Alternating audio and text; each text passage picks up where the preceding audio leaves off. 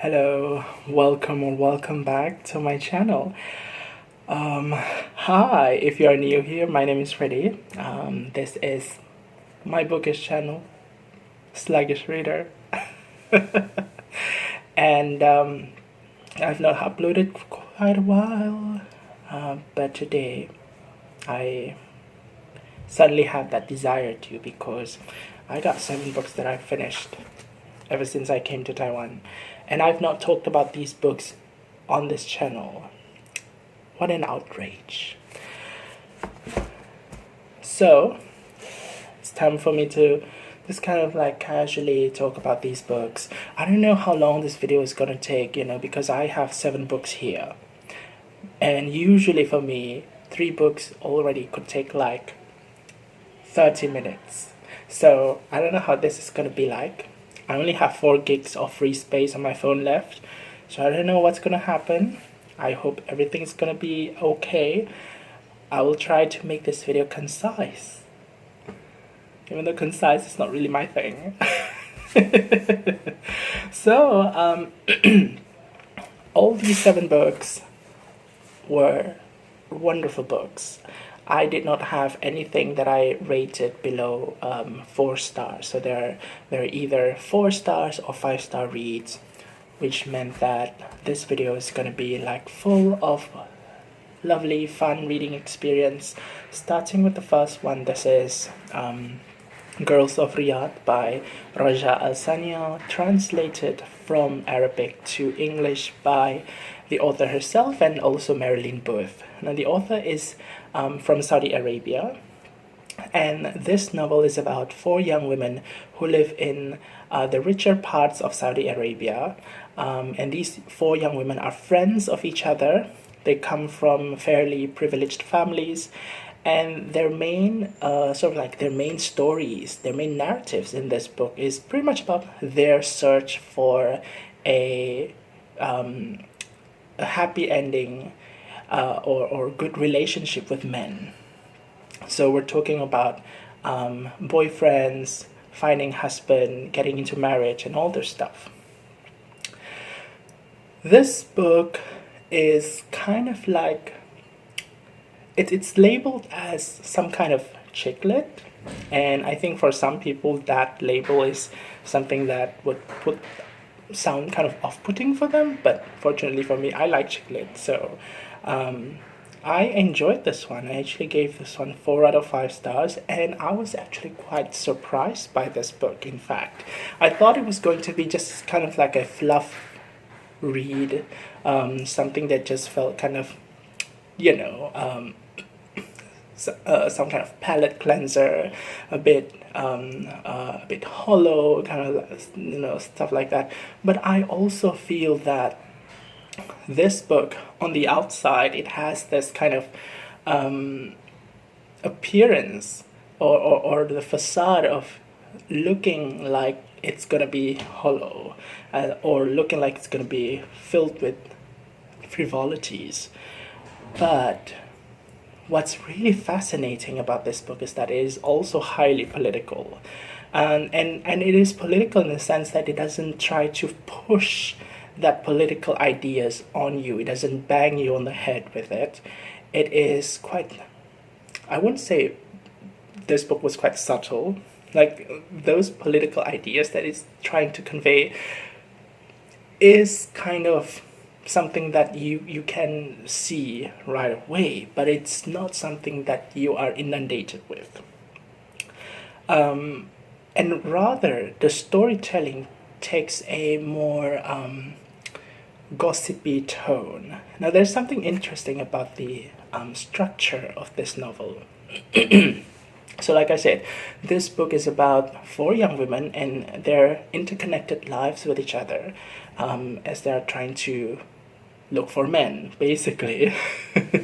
And their stories are actually framed in this kind of interesting way. So basically, each chapter in this book sort of represents an email that is written by an unknown author, a mysterious author, and this author would send out this email one email per week. So each chapter is represented by a weekly email.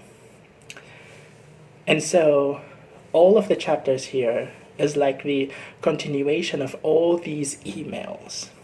And at the beginning of each chapter, there would be a short introduction by this mysterious email writer about why she writes these things.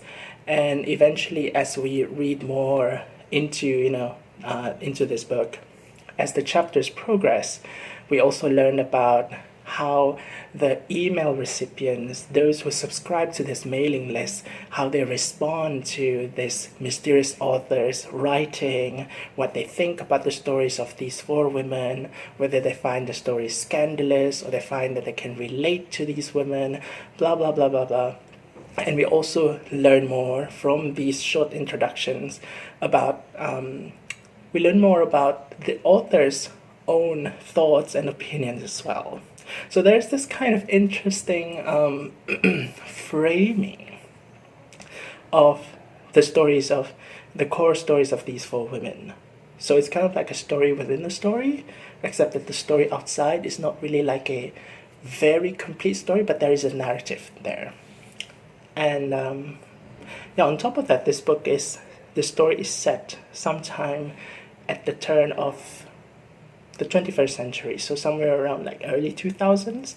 And so things such as technology, internet, phones, they are sort of present in this book. I mean, like the way that the story is framed, the whole thing about the email, because this story is also about the relationships between men and women, and how in the Saudi society, although it does not represent the entire Saudi society, it only shows like what's going on in the richer parts of Saudi society. But there is also this kind of like a bit of a barrier between between communications between men and women. And because of the advent of technology, we can see that there is something changing in their interaction with each other. And that is something that is also kind of included in the story in here as well. So I thought that this book kind of like includes those ideas in a really intelligent way.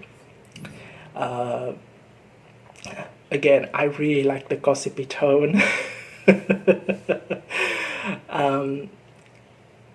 And there is this, and when you read it as well, you can't help but sense that the author is probably a fan of Sex and the City. And in fact, that is kind of like referenced inside the book as well. So yeah, just give you a bit of an imagery on how to picture this narrative. But yeah, Girls of Riyadh was an interesting book. I enjoyed it. So let's move on to the second book. This is The Housekeeper and the Professor by Yōko Ogawa. This is my third Yōko Ogawa, and I must say, so far, I am enjoying her writing. Now, the first Yōko Ogawa that I read was The Memory Police. That one was translated by Snyder. Same in this one as well. This one was also translated by Snyder. And I remember The Memory Police was interesting. It had some fascinating ideas about memory and the loss of memory and all that. But I would say this book is probably much stronger. This book also has something to do with loss of memory. So basically it revolves around this housekeeper who works at the house of this professor, of this math professor. Now, what's going on with this math professor is that because of an accident that happened to him in the past, his short-term memory only lasts for 80 minutes. And so after 80 minutes, he would have to like restart like anyone that he meets for the first time during that 80 minutes. After that time period, he would have to, get reacquainted with those people again. And this professor is also kind of eccentric. He is very much obsessed with math, and he also has a bit of an abrasive personality as well, not really personable. And so one can imagine that at the beginning it's kind of difficult for this housekeeper to interact with this professor, because of their difference in background. One is like really smart in math, another person is, well, not as smart as in math. But what's interesting is that despite this difference, the housekeeper, because of her ability to kind of have this, sharp, perceptive nature that she has, she's able to sort of forge an unlikely friendship with this professor. And eventually the professor gets acquainted with the housekeeper's son, and their relationship takes on a even more interesting direction.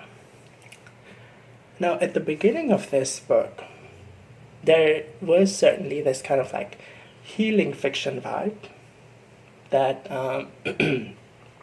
you might get from other healing fiction books. But this book is by no means healing fiction, especially once you reach the end.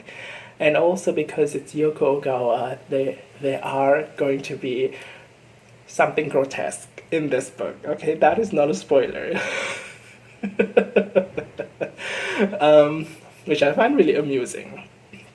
But despite that, I still think that this book is very heartwarming in a way that that is also quite intelligent as well.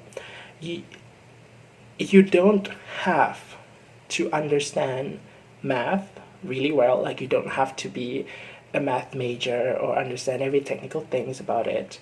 And you don't have to understand baseball really well also. Like baseball is going to be an important element in this book also. Baseball and math. Those two things, the technical aspects of those are necessary for you to master, because the way that the author includes those things and how those things contribute to the narrative is done in a way that the emotional core is made as the focus. And so that's why I think that the way it is written is just felt so creative and very effective also. I gave this one 5 out of 5 star. And that was surprising, because at first when I started reading this book, I've heard so much so much talk about how this book is so heartwarming and it's cozy. And honestly, if I were to be frank, whenever I hear people talk about how certain books are going to be like cozy or heartwarming, my first thought would be doubt. Because usually those are the characteristics of the so-called healing fiction, and I just happen to have less than good luck with healing fiction. But anyway, if you have any good recommendation on any healing fiction that I might enjoy, please let me know in the comments below. I'm open for suggestion. It's just that the ones in the past have been kind of not really working for me. This book is awesome.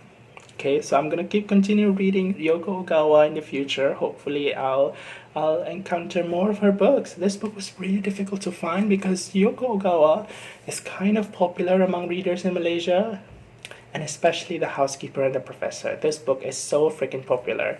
I was so lucky to have found this book. Okay, it's already 14 minutes and I've just only talked about 2 books. So, you know what? I think I'm gonna talk about the final book of this video. So I'll make a second part of this video. Okay, part 2 coming up later.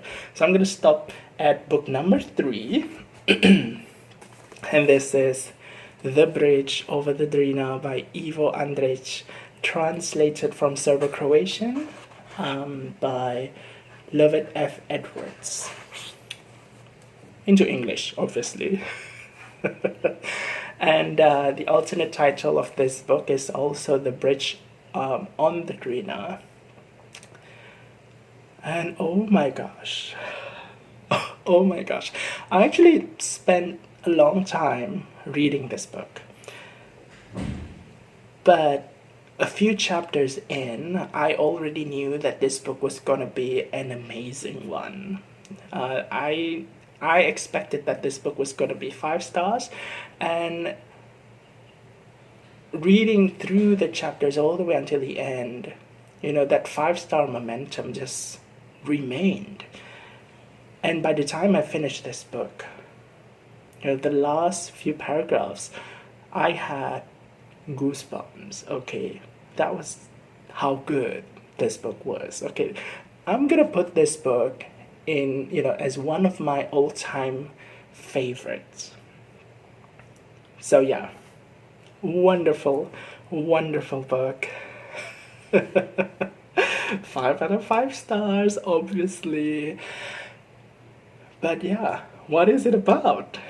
It is about a bridge, specifically a bridge at the town of Visegrad in Bosnia, and this bridge was built over the river Drina. And apparently this river Drina, I've googled the imagery. I've googled the images of it. After reading about the description of the river in here, it says that the river is green and blue and very beautiful. Apparently, from picture, it is very beautiful. Now, what is up with this bridge?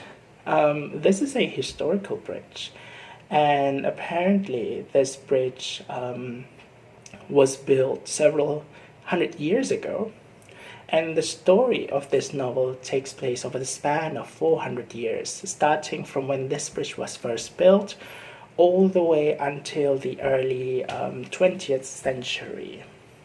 And basically, the core narrative of this book is pretty much about the things that were happening around this bridge from its inception all the way until 400 years later. So we're talking about things of various scales. This book features stories that are smaller in scale, such as, you know, the things that are going on with the people who live in the villages nearby, you know, marriage arrangements, romance, fights among neighbors, you know, how the people around the village just kind of like interact with each other in bad or good ways, disasters, pretty much anything that befall them, any kind of catastrophe, all the way until the bigger scale events such as war and also invasions by foreign powers. Basically, people who live at the area around the bridge has seen invasion from the Ottomans all the way until the Austria-Hungary rulers. In short, a lot. It is dense. This book is dense. It's a historical fiction. But the main thread that connects all of these things together is pretty much just kind of, for me, in my opinion, the juxtaposition of humans versus the place that they are in. And there is something that is kind of beautiful about this kind of narrative for me, where the place that the human characters find themselves in usually remain unchanged, and constant, whereas the humans themselves, they change. They die, they move out, they kill each other, they love each other, and then they have kids, and then they die again, and then they move out, and then, you know, all of those things happening.